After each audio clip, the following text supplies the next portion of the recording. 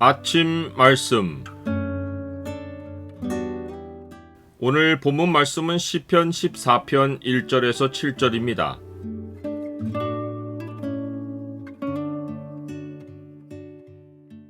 어리석은 인생의 위협이 두려움이 될 수 없는 이유. 오늘 본문을 경고의 창으로 보면 하나님 백성을 위협하는 어리석은 인생의 결말이 무엇인지가 보입니다. 경고의 창을 보여주는 구절은 14편 5절입니다. 그러나 거기서 그들은 두려워하고 두려워하였으니 하나님이 의인의 세대에 계심이로다.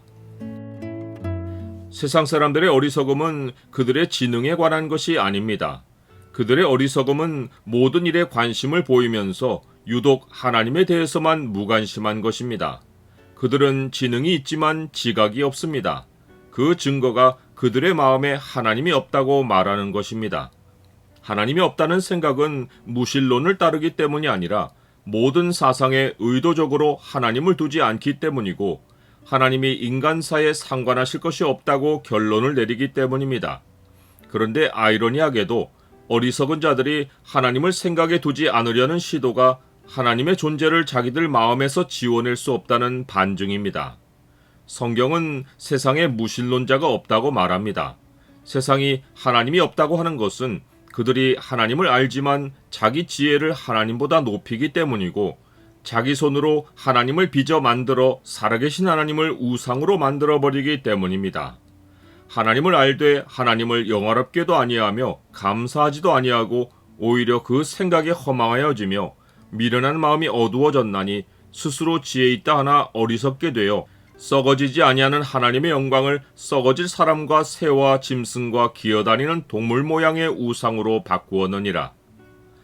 이렇듯 사람의 어리석음은 마음이 부패하여 하나님을 알고도 인정하지 않는 것이고 행실이 가증하여 하나님의 영광을 썩어질 우상으로 바꾸는 것입니다. 이것이 그들이 선을 행하지 않는 모습입니다. 선을 행하지 않는 것은 다른 말로 하면 치우쳐 더러운 자가 되는 것입니다. 치우친다는 것은 돌아선다는 뜻입니다.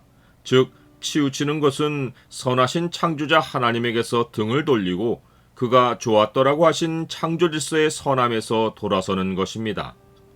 그 결과 어리석은 자들은 창조자 하나님의 세상을 살지만 그분을 인정하지 않고 돌아섭니다.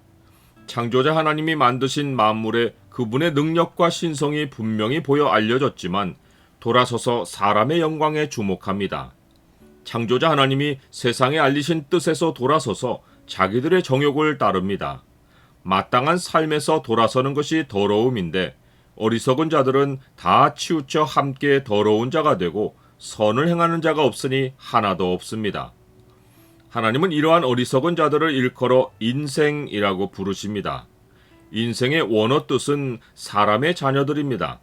이는 죄로 인해 하나님에게서 분리되어 육체가 된 아담의 후손을 의미합니다. 그런데 하나님은 이러한 인생과 내 백성을 구별하십니다. 죄악을 행하는 자는 다 무지하냐? 그들이 떡 먹듯이 내 백성을 먹으면서 여호와를 부르지 아니하는도다. 하나님의 백성은 창세전에 예수 그리스도 안에서 택하여집니다. 그들은 아담의 육체를 입고 오지만 인생과 함께 치우쳐 더러운 자가 되지 않고 하나님의 부르심을 받아 여호와를 부르는 백성으로 돌아옵니다. 미리 정하신 그들을 또한 부르시고 부르신 그들을 또한 의롭다 하시고 의롭다 하신 그들을 또한 영화롭게 하셨느니라.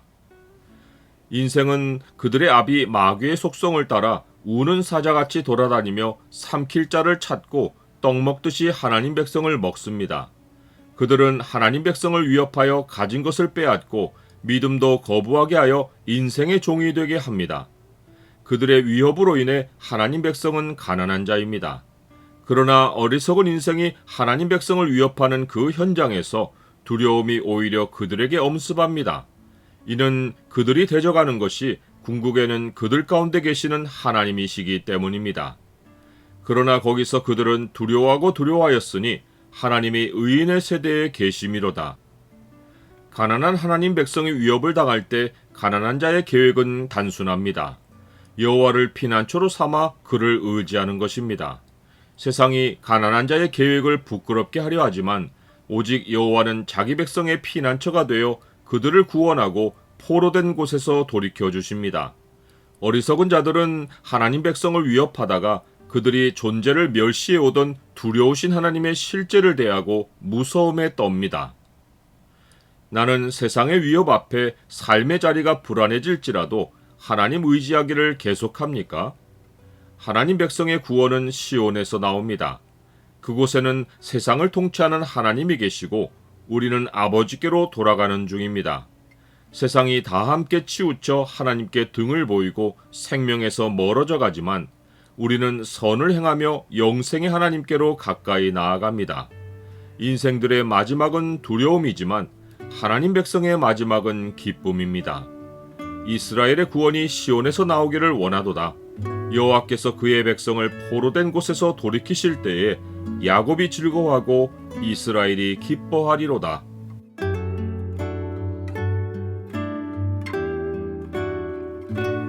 주님, 세상은 주를 인정하지 않는 인생의 어리석음으로 가득 차 있습니다. 그들이 주의 백성을 위협하기를 계속하지만 주님이 함께하여 우리를 지켜주십니다. 주의 백성을 인생의 위협에서 구원하시고 천국 여정을 이어가게 하옵소서. 예수 그리스도의 이름으로 기도드립니다. 아멘.